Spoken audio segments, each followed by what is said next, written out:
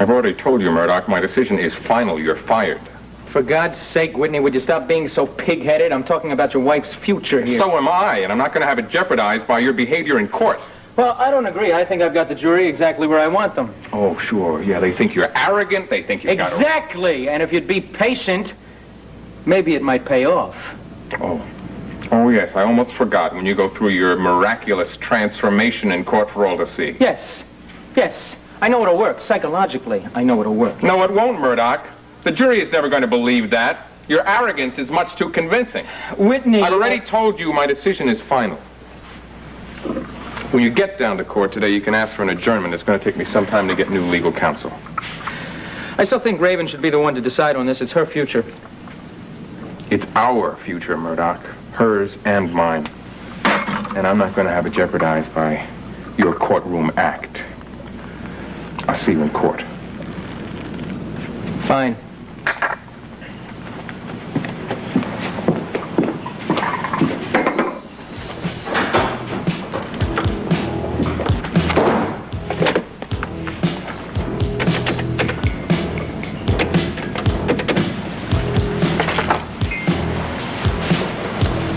Mo, this is Sky Whitney calling again. Yes, look, I still need your help. There is someone that, yes, for considerable remuneration. I'm sure you'll appreciate the figure. There's someone I'm trying to locate, Mo, and I'd like your help. His name is Rick Meade. M-E-A-D-E.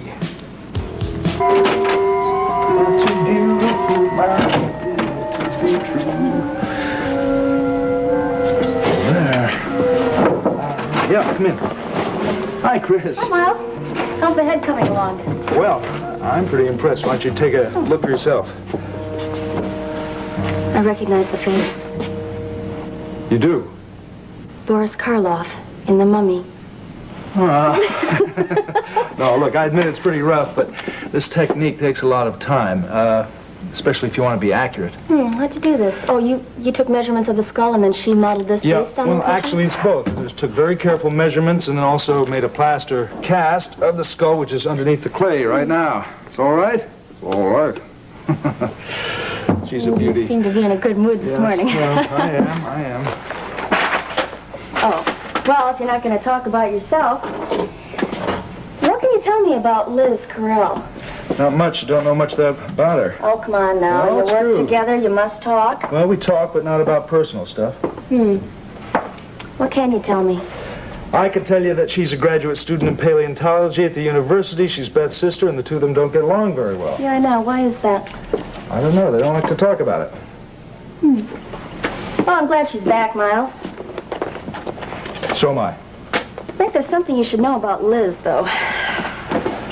All right. Well, soon after she came to Derek's office with her bones, Mike Carr had this funny feeling about her. What do you mean? He said that her name meant something to him, but he wasn't sure what it was. So Derek had me run this check on her. Just because her name was familiar to Mike Carr? And because she seemed so eager to do all this sculpting work on her own. All right. Did you find anything? Yeah. When she was a sophomore in college, she disappeared for an entire semester. Yeah, I checked with the schooling authorities. She made up her credits when she came back. She continued working toward a degree, but she refused to tell anybody where she'd been. Well, that could be just a college student trying to get away from the world for a little bit, be on her own. Maybe. Maybe not. Miles, when do you think this woman died? Well, we know when she died. About 5 years ago, 1979.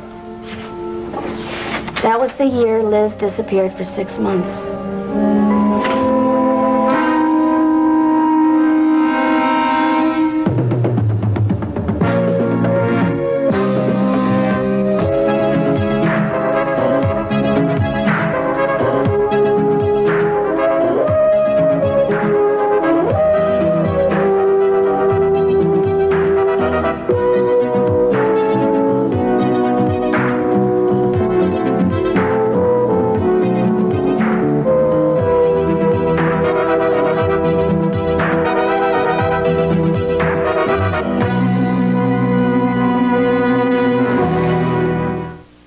Yes, hello, Stephen Armour. This is Skylar Whitney calling. Yes, I'm not surprised that you would have heard my name. In fact, that's the reason I'm calling. I am going to be looking for a replacement defense attorney, someone who's going to be able to defend my wife, Raven. Yes.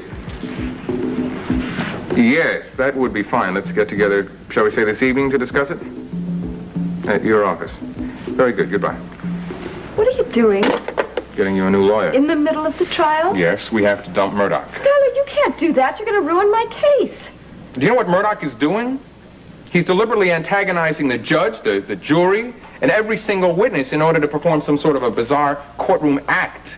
I mean, he's got such little confidence in the defense, he feels the only way he can convince the jury is to go through a conversion into a Mr. Nice Guy. So what's that supposed to prove? To prove to the jury that he believes in the innocence of his client. Oh, that's pretty tricky. Tricky?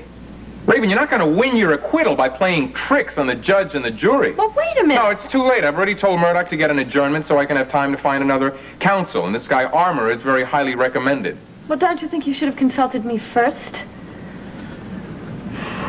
All right, maybe I should have, but you were getting your rest, which you need. This happens to be my life, dear. I think I could have dragged myself out of bed for this. Well, why don't you just let me handle it, dear? No! Where are you going? To go see Del Emerson. I think he might still be of some help to us. Well, wait a minute. I want to talk to you. You can't be suggesting that Liz might have killed this woman. That doesn't make any sense. Why would she want to identify her own victim? Maybe she doesn't. What do you mean? Maybe she wants to fudge the results. Make positive identification impossible. Oh, look, I admit that I don't know her that well, but I cannot imagine her killing anybody. If she did kill this woman, she could prevent her identification by changing the features on this model. Wait a second. Don't you understand? It doesn't make any sense. She's the one who dug up the bones in the first place. Why would she do that if she's the one who buried them? Maybe she didn't have any choice. She wasn't alone on that dig. There were professors, other students. Why would she volunteer for the dig in the first To place? prevent anyone else from digging the bones up. Ah. You know what? I think I'm going to pay a little visit to those fellow students.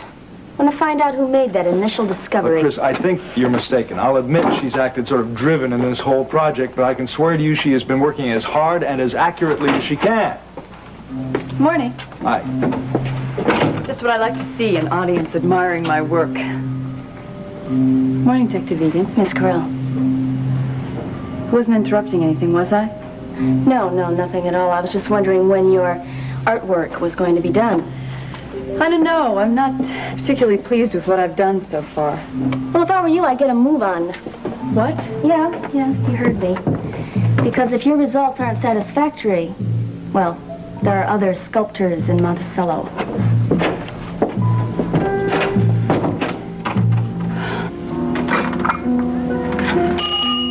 Gunther, will you get that?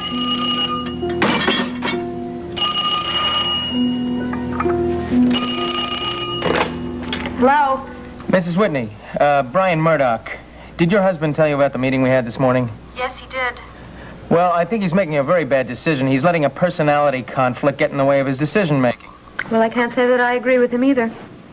Did he tell you why I've been causing so much trouble in court? Yes, he did. And did he also tell you that Richard Blaine concurred with my strategy? No, he didn't. Well, look, I'd like to explain to you in person. Would you meet me at 145 Center Street, near the courthouse, place named Dinky's? Dinky's? Yes, just hear me out. Dinky's in 20 minutes, okay? All right. Be there, okay? All right, thanks a lot, Slick. So long. You and Joda headed somewhere? No, she's over finishing up her last day of work at Mine Talk. Let me clean up the place, Pops. I just overheard you say we'll be there, and I naturally... Pops, by the way, how did everything go with Miss Saxon, huh? Well, I wish I could tell you it was better than it was.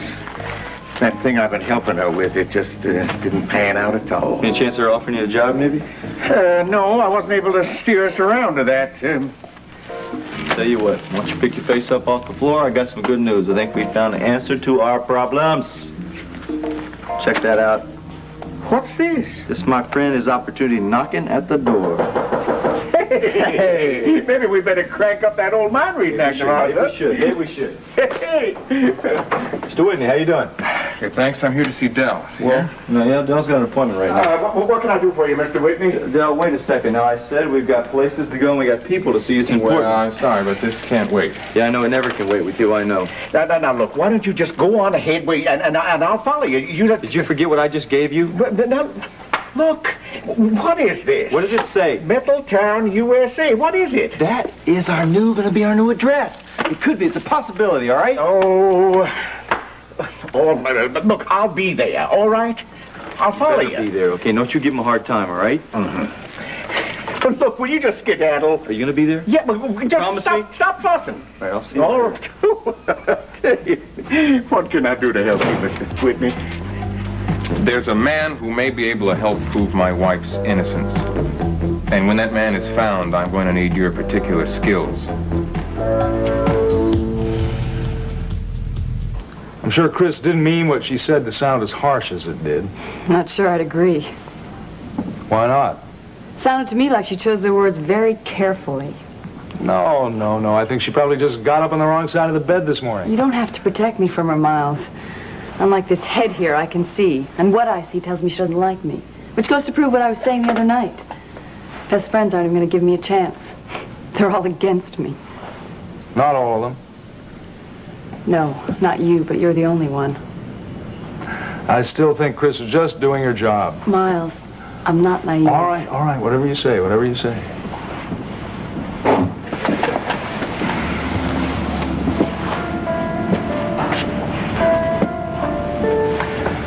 You sure you don't know who that is? You've asked me that before. Yeah, I know. I'm just asking again. Well, the answer's still no. Anyway, how could I? I don't know. I hope Beth and Jody understood why I was at your apartment the other night. Oh, I think they did.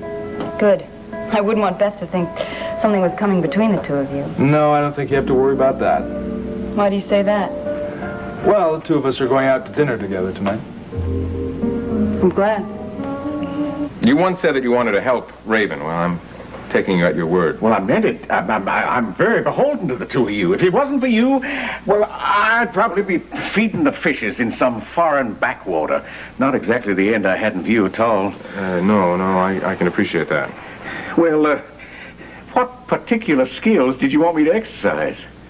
Well, this is the setup. There's a man named Rick Mead who used to be a pilot of mine. He also was a spy for Alicia Van Dyne. That woman bought people the way most women buy clothes. Well, we know that he's returned to Monticello, but he seems to be in hiding. Why would he want to be in hiding at all? He must have something on Alicia. God in heaven. What? I won't let anyone blackmail me. What are you talking about? Look, in spite of the fact I promised Geraldine not to do this, I'm going to make a confession to you. Your Aunt Geraldine and Gunther Wagner and I have been working in your and Mrs. Whitney's behalf. Oh, no, not again. Thank you.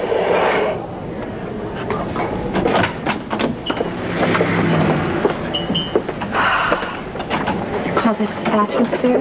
Yeah. Why? What would you call it? Candidate for urban renewal.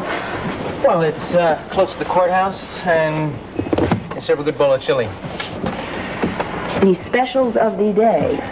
We have prison hash How cute.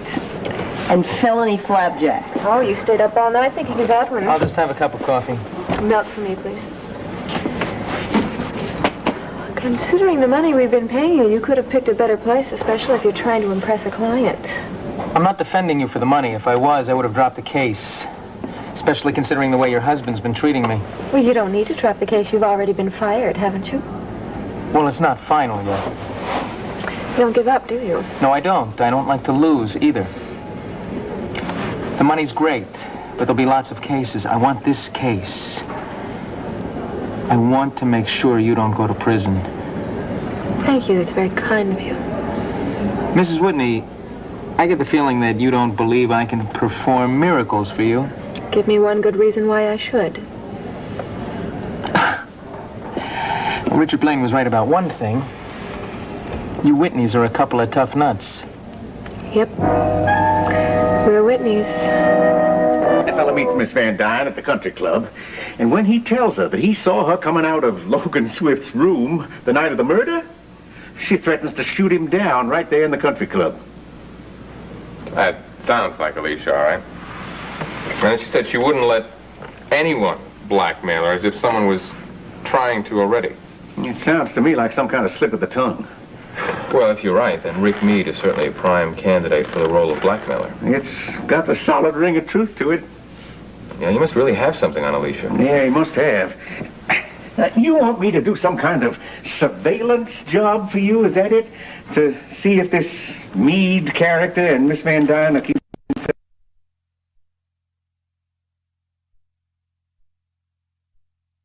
And Miss Van Dyne are keeping in touch, is that it? Well, yes, something like that. Well, I meant what I said when I said it, and I'd love to be able to do the job, but it just isn't in my line of work. Well, all right, then. Can you name someone whose line of work it is? Yeah, maybe so. Well, who? My boy, Preacher.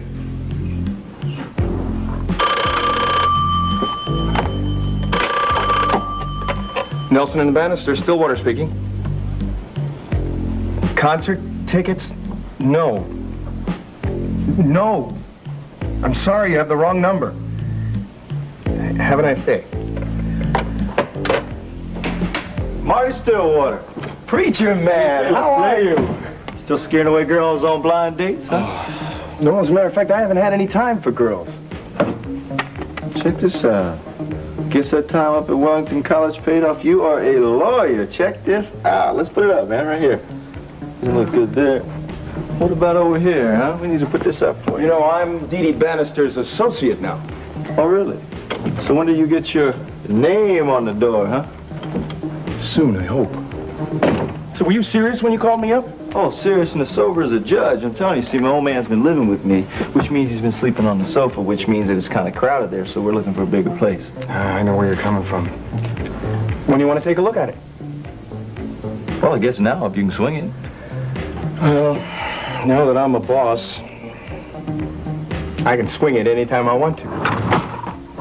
Look, I understand how Sky feels. He thinks I'm ignoring the case and trying to focus the attention of the jury on my personality. I have no idea how he ever got that idea. Okay, so it looks that way, but that's not the truth. You know, the first day that we walked into that courtroom, we had one thing going for us in the jury's mind. Your pregnancy. No one wants to send a pregnant woman to prison for the rest of her life, and that has absolutely nothing to do with guilt or innocence. I don't need my pregnancy to prove my innocence. Well, it can't hurt. And my playing a role for the jury can't hurt either. All right, go on. Look, in something as complex as a murder trial, the jury is trying to hold on to something solid for all it's worth. Now, I can provide them with that in the form of a courageous young attorney who has finally seen the error of his ways and is now ready to fight bravely and with honor for his client. His pregnant client. Yes, his pregnant client.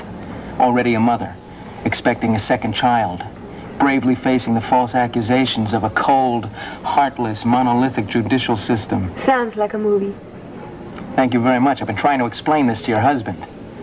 So you and I are supposed to be the hero and heroine then? Exactly. And the jury will take upon themselves the roles of our deliverers. Then tell me one thing. Would you have taken this approach if I had been guilty? Mrs. Whitney, if you had been guilty, I wouldn't have taken the case.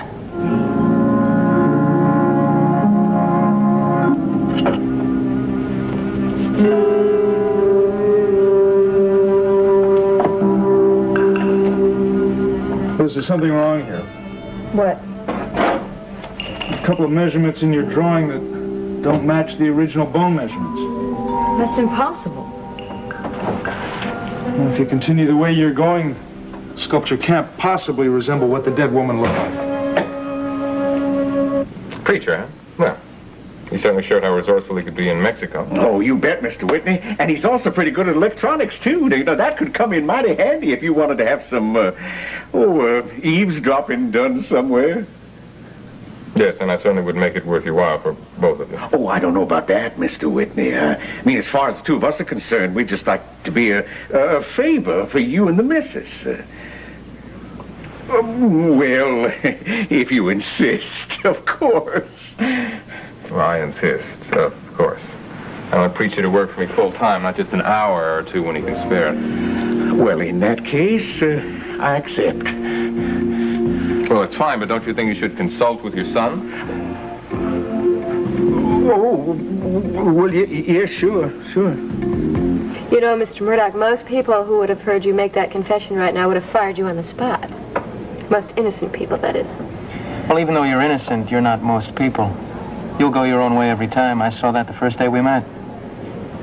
What else did you see? That I could save you, if you let me.